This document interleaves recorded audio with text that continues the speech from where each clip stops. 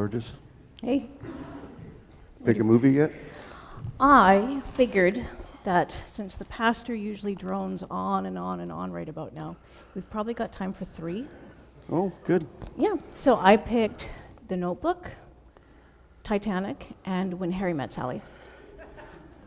I'm going to speak longer today. You really want to watch The Notebook? I have never wanted to watch The Notebook. I'd rather watch paint dry. So actually I brought an action film and a sci-fi. Okay, And good. the hockey game, because we'll probably have time for that too. Not the Jets game from last night, I hope. Not the Jets game. No, Coke? we'll not. No, but I brought you a water, Thank you. courtesy of your doctor. My doctor. I was thinking about that. We should get a different doctor for me. Well, a female doctor, I have this, I don't know, I don't always hear what they say. I'm shocked. That surprises me. It is a little surprising because, sometimes I talk to women and they're always complaining that their husbands never listen to them. You don't say. And I'm proud to say that I've never heard you say that.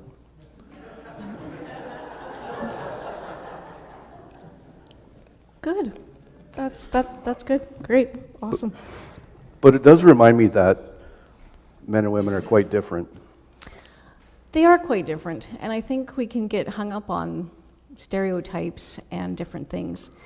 And it's funny though, I think we sometimes get hung up on stereotypes that aren't actually true, and we don't focus on the actual differences between men and women. For example, I'm slightly more mechanical than you are, a little bit. I can spell alternator. That's true.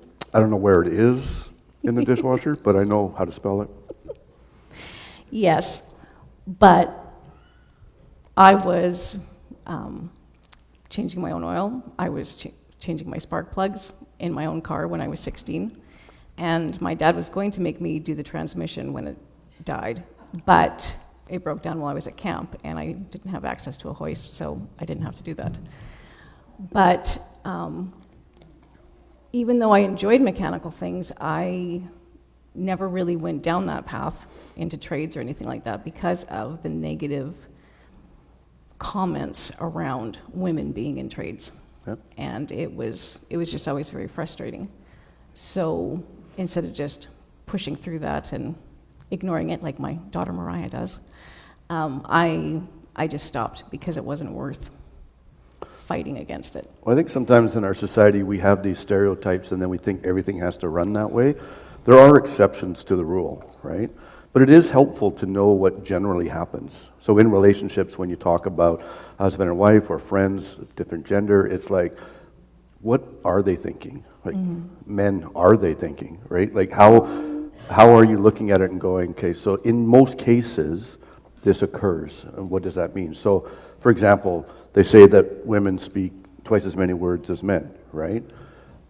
Not because you have to repeat everything, but because you have more to say, right? Well, it's funny too there because of stereotypes. The family I grew up in, my father spoke more than everybody.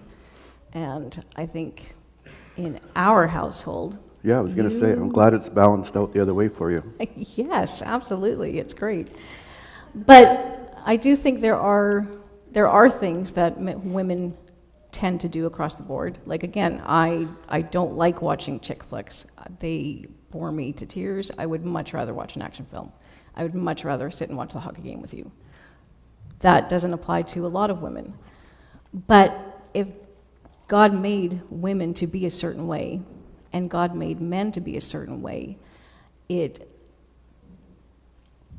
I find it frustrating that we get caught up on those things, and I do it too, where we criticize or make fun of or try to change the way God made a person to be.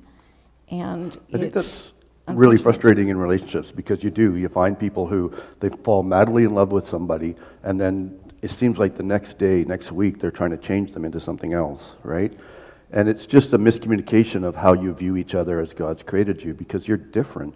And it's not that it's a bad thing, it's just that it's a different perspective.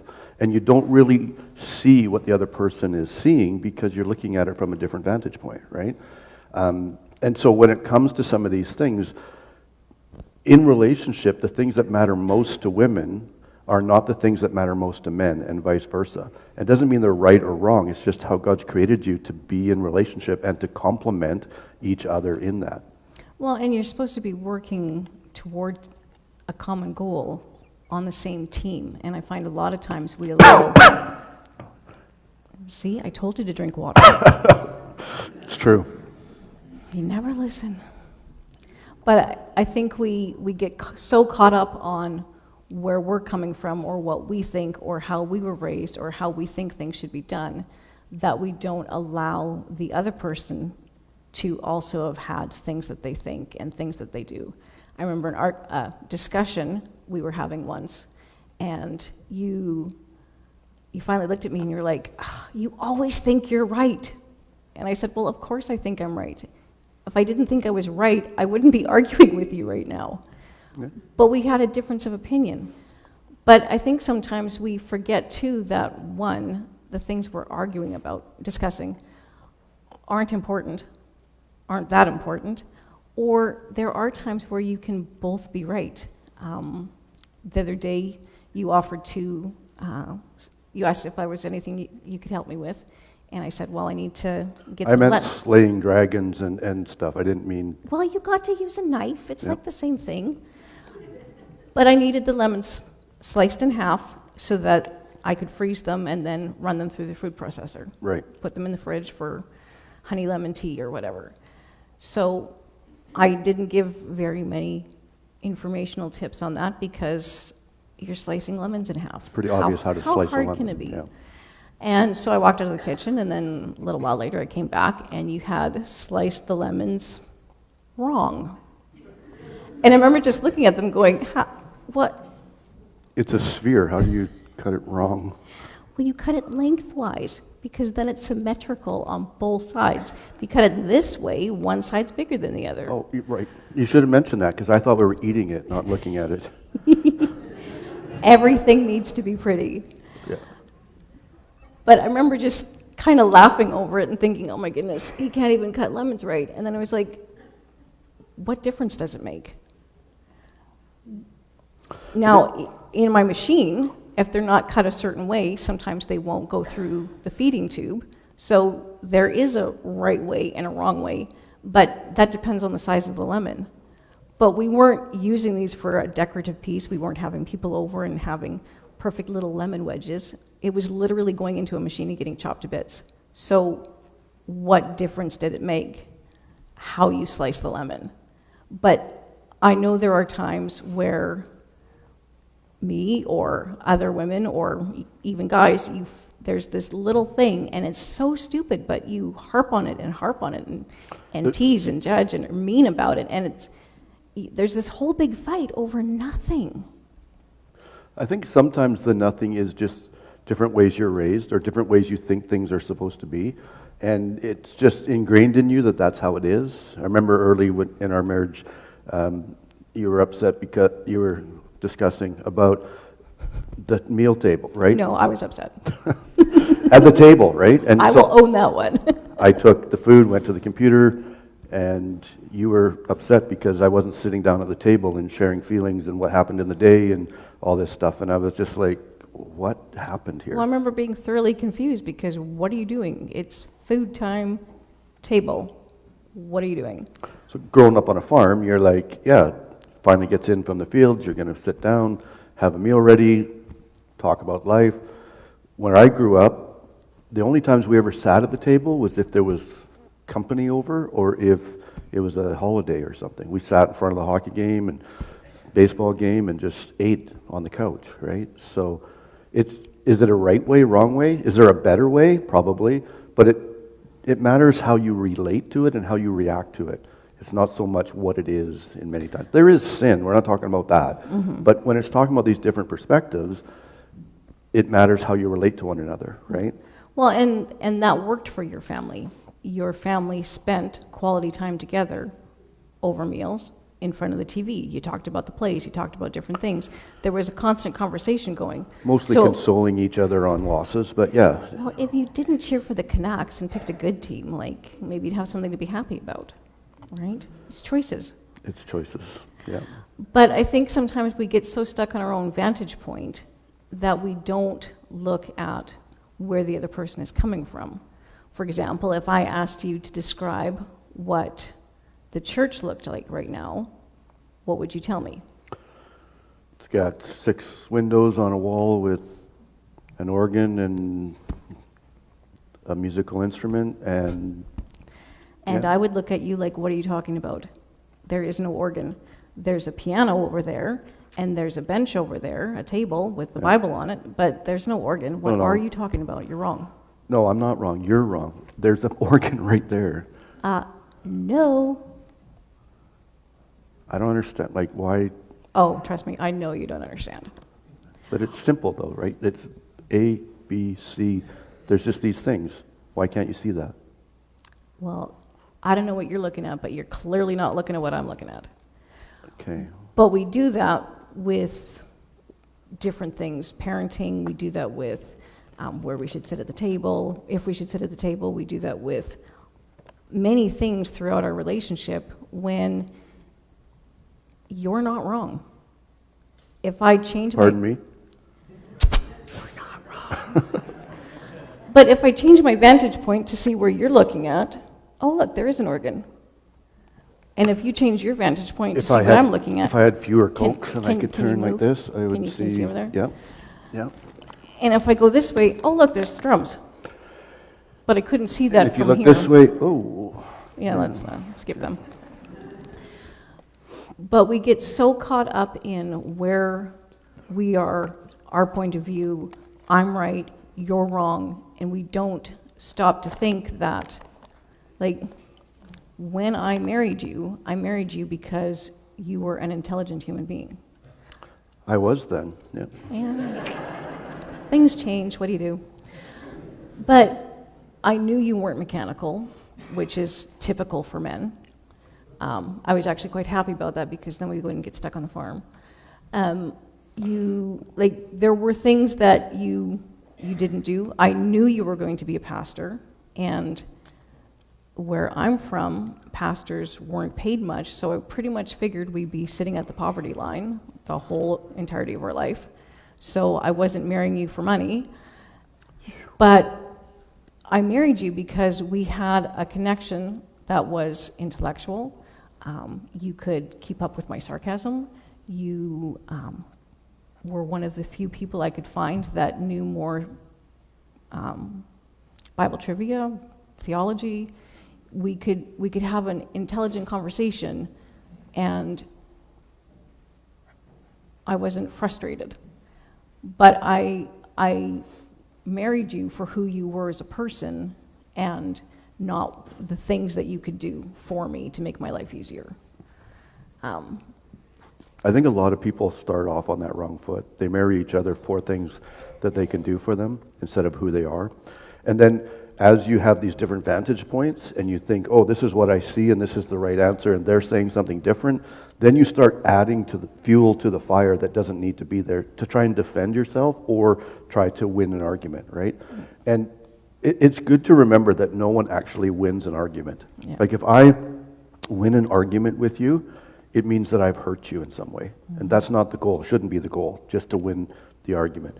And then I'll bring in certain things that I think makes it better, but it makes it worse, right? Yeah. Well, that's not how my mom used to cook it. Or, this is what your mom used to do. Or this is, right? Instead of just talking about us and what we want and how that's going to look for us, I bring in all this other stuff, right? Yeah.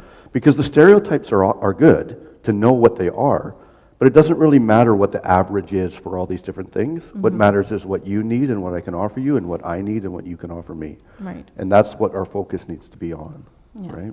And I think it's sad that sometimes it becomes more important for me to be right and for you to be wrong than to allow the fact that you are also an intelligent human being made the way God made you to be, and that there are times where I'm not always right, I'm not always correct, or there's two different ways of looking at it, and we need to look at it together and decide this is the path we're going to go down. But I think we can get caught up sometimes, and sometimes our friends aren't helpful, sometimes the movies we watch aren't helpful, sometimes the books we read aren't helpful, because we see what someone else has, and, oh, well, her husband always helps with the dishes, mine doesn't, and I forget about the fact that you always make sure that the walkways are cleared and the snow's gone. You always make sure that there's lactose-free milk in the fridge for me. You always double-check the ingredients on stuff to make sure that I'm not getting sick. That was a lot easier for me to promise to you when we lived on the coast. There was a lot less snow on the coast. Yeah. I'll give you that. But instead of focusing on the things that you do to help me, I listen to my friends, or I see what is happening in their household, and I start thinking, okay, well, he's not doing that, so clearly something's wrong. When maybe I didn't need those things, or maybe it just doesn't matter. That's not my household. And I need to be grateful for what you do provide and what you do give. And that's why they say comparison's the thief of joy, right? Because as you compare and contrast, you're like, oh, I don't have that, I'm less, it's not what I want. And you try to change things to get what you think you need, right? It's like, I like the word you used earlier about teamwork, right? Being at the vantage point. So in a team, there isn't some on a team that win and some that lose. When your team wins, the team wins. When the team loses, the team loses. So you can't succeed if I fail and vice versa. So we have to do it together. So when you're on a team, take hockey for example, everyone looks at the goalie and thinks, well, he's terrible because the goal went in. Sometimes the reason the goal went in is because the forwards left the zone early, or because the defense didn't get the puck up. And they do that together, it's an easy breakout. If they don't, then it's usually in the back of your net. And so we do that in relationships all the time, right? I'm not going to help with this, but how come this didn't get done? Or you're no good at this. I'm going to look at the other team and see there's a better player, and I wish I was in that situation, right? And it's not helpful to making you successful. well, and even back to stereotypes where, the wife does all the cooking. There's a lot of women that are not good cooks, and they shouldn't cook. That sounds way better coming from you than from me. That's why I said it. But why is it wrong for her to use the gifts that she's been given to do things for the family, and for him to cook? There's lots of guys that are really good at cooking. So why is that considered wrong? We have friends where they both had really good jobs, and then they had kids, and they realized that for their family it worked better for her to stay working and for him to stay home with the kids. And there was a lot of flack around that. But he's really good staying home with the kids, and she's much better off at work. And it works for their family, and they're happy, and their kids are healthy, and things get done. So why is that considered to be wrong, simply because we've been taught that it has to be a certain way? Why does the guy have to be the mechanically minded one in the relationship? Why does the girl have to be the one who does this or that or the other thing? Instead of thinking that God made them with certain gifting and allow that to be what's... I think sometimes we tie our identity to these stereotypes instead of just, this is who we are. And again, what matters is the circle that you're in and how God's using you in those situations. It's not about fitting in with the national average. It's about how do you communicate your skill and abilities in your circle of reference. So in the home, in the workplace, at church, on the soccer field, wherever it is, right? Like, how do you be Jesus in those situations? And that is understanding who you are and then expressing that. We're talking about difference of opinion. We're talking about vantage points. We're not talking about sin. We're not talking about times where you're not safe. We're talking about when you have a different perspective on something, how do you portray that in a way that helps the team to win, that helps you to succeed, that helps your spouse, your children, you grow in your faith, not, oh, well, this is what I want, so we're going to do it this way, right? Because when you're on the same team and you're going in the same direction, if someone on my team says, hey, you need to do this better, or this is something that will help us to win, That's way different than someone who's not on my team who's saying, oh, you're terrible at this, why don't you do that better? I'm not going to listen to that person. The teammate, because they're pulling on the rope with me, right? Well, We're because together. they're supposed to be trying to help you improve so that the team improves. Right. So how can I understand how the defense works as a forward so that we can both succeed rather than just waiting for breakaway passes and complaining because we got scored on again, right?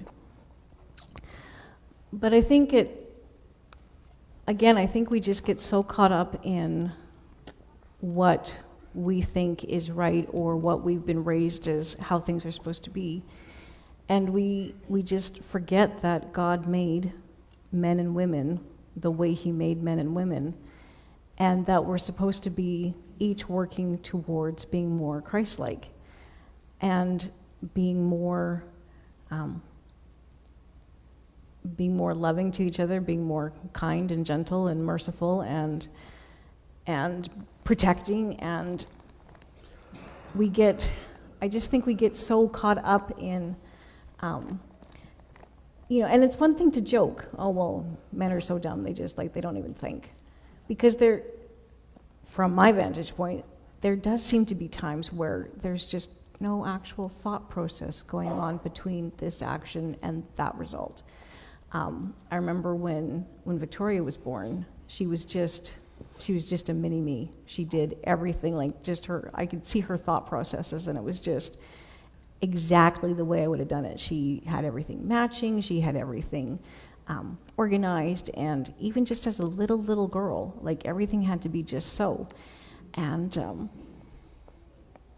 she did what she was told, and she just, and then Mariah came along, and I remember thinking, okay, well, this will be so easy, because two little girls, what could throw this out of balance? And then she started taking pairs of socks apart so she could wear different ones, and she started wearing stripes with polka dots and purple with orange, and I just thought, I don't know where you're coming from, except that I could still understand her thought process. I could still see where she was going. I could see when she was hitting an emotional break. I could see when she was whatever. But I remember you looking at her sometimes and you looking at Victoria sometimes and just this confused look on your face. I'm glad that you brought up the kids because I never used them in sermon illustrations. But I know. Since you did, I remember one time you went down to a ladies' conference in Montana, and I was home with the girls and put them to bed, go and check on them. And Victoria's crying, and I'm like, oh, what happened? You get hurt? She's like, no. I'm like, oh, you scared? No. Mom's away, are you okay? Yeah. Okay, so why are you crying? I don't know. What do you mean you don't know? You're not, are you hungry? Did you, no. Why are you crying? I don't know. I called you, actually. Yep, I remember that phone call, and I remember laughing at you because... what's happening here? Why is she... Don't worry about it. She can't express it. Just give her a really big hug. Tell her it's going to be okay, and just let her cry. It's okay. Which we did, and I think it's turned out all right. But I would have had a different response if it had been David, right? Because it's different how the boys... Many times you just said, are the guys thinking? More often than not, they're not thinking. And they're not certainly thinking what you're worried they're thinking about. Well, because I remember when David was born, it was like, okay, I love you dearly. I love you so much. I have no idea what you're doing right now or why you're doing it. What are you even? And then I look over at you because I'm thoroughly confused at what is this little boy even? And you were like, what's the problem? And what do you mean? What is he doing? I don't know. He probably doesn't either. Okay, I'm just going to let that go and walk away and find the Band-Aids. But I think sometimes what happens is we try to make the daughter, the son, do what we think should be happening instead of just let them express. And there's boundaries to that, obviously. You don't just let them run off and think certain things that aren't true. But it is a matter of saying, God created us differently, and that's okay. And so as we process that, it's going to look differently. And so how can you embrace that? How much faith do you have in the Lord to watch over and to care, to learn about, so that you can then be equipped to deal with those situations. Well, right? and learning to appreciate the difference and appreciate what God made those differences. He made men to think the way that they think. He made women to think the way that they think. And when we judge or tease in a mean way because men are stupid or women are so emotional or whatever, it demeans what God has created us to be. And it's like the picture on the front of the bulletin. It's a mosaic. There are 2 colors. 3, actually, but there's 2 colors of stones. And if you only had the one color, it wouldn't make much of a picture. And I remember a professor of mine at college saying, in a marriage, if you are both the same, one of you is not needed. We need to have the viewpoint from the other person. We need to have the way the other person thinks, responds, to make a whole, to make a balance. It helps fill the whole vantage point, right? To get the big perspective. And I said the third color is the crack, like you see the black underneath the mosaic, and it's like Jesus bleeding through the cracks in our life, the places where we've had to work hard, the places where we've had to come together and just fight our way through. Jesus is supposed to be shining through what we're doing, and he can't do that if I'm belittling you because you did whatever or didn't do whatever. If I'm not working with you and appreciating you for the person that you are, then Jesus can't really shine through me regardless of what else I'm doing in the rest of my life. And I think that's part of understanding that as you grow, as you age, right? I did a wedding yesterday, and the young couple was madly in love. They thought they don't even know yet what it means to be in love. And as the years pass, as the struggles come, as the discussions happen, the opportunity will be there for them to lean into what it really means to be in love. Right. I love you. I love you too. You want to watch the game? Sure, I was going to leave anyways because I'm out of coffee. Okay.